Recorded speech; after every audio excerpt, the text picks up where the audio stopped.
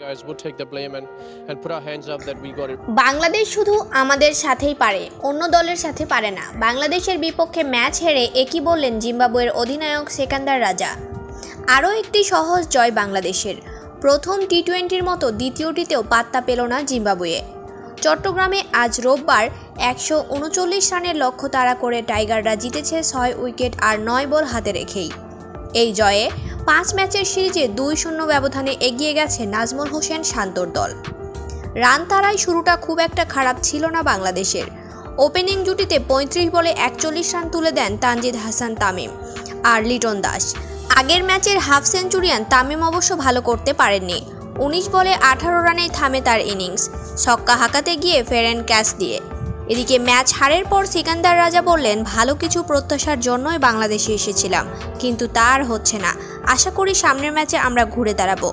আর বাংলাদেশ শুধু আমাদের সাথেই পারে, আর কারো সাথে পারেন না।